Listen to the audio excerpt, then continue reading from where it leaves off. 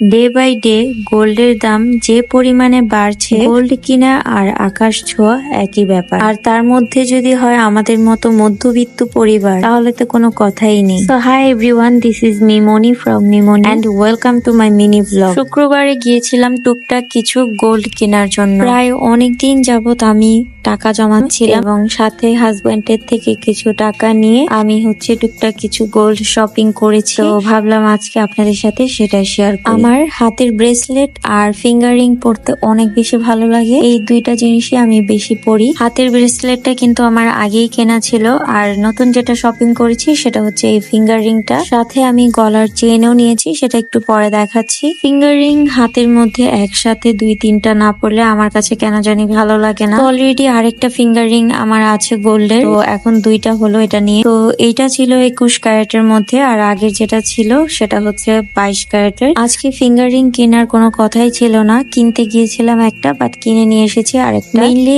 আজকে কেনার কথা ছিল গলার চেইন, আর সাথে আমার হাতে যে ব্রেসলেটটা ছিল সেটা এক্সচেঞ্জ করে দেন নতুন আরেকটা ব্রেসলেট নিব কিছু টাকা ভরে। বাট আমি যেটা চিন্তা করি সেটার উল্টোটাই হয় সব সময়। যাই হোক, আল্লাহ যা করে ভালোর জন্যই করে। তো এই তো গলার এই চেইনটা নিয়েছি সিম্পলের মধ্যে। নর্মাল একদম যে চেইন গুলো থাকে বেসিক, সেগুলো আমার আছে, তো ভাবলাম একটু ডিজাইনের মধ্যে নেই, হালকা পাতলা, তাহলে সুন্দর লাগবে। তো এটা রেগুলার ইউজ করা যাবে। ব্রেসলেটটা চেঞ্জ করতে গেলে আজকের যে গোল্ড প্রাইস সেখান থেকে 15% বাদ যেত। তো তখন আমি আবার চিন্তা করলাম যে ব্রেসলেটটা এক্সচেঞ্জ না করে আমি আরেকটা গোল্ডের কিছু নেওয়া যায় কিনা সেটা ট্রাই করি। তো দেখলাম যে সেই টাকাটা দিয়ে আমি একটা রিং কিনতে পারছি, তো আমি সেটাই করলাম।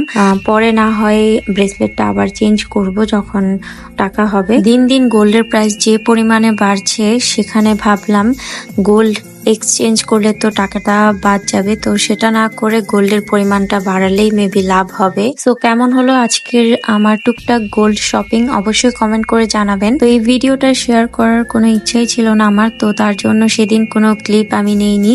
তো আমি এটা পরের দিন ক্লিপ নিয়েছি আমার গলার থেকে চেনটা খুলে আর হাতের থেকে আংটিটা খুলে, তখন ভিডিওটা করে আপনাদের সাথে শেয়ার করছি। তো বক্স টক্স কিছুই বের করিনি, তো জাস্ট ভাবলাম একটা ভিডিও শেয়ার করে রাখি। That's it for today. Thanks for watching and don't forget to follow me and also subscribe my YouTube channel. Allah Hafiz everyone. Bye.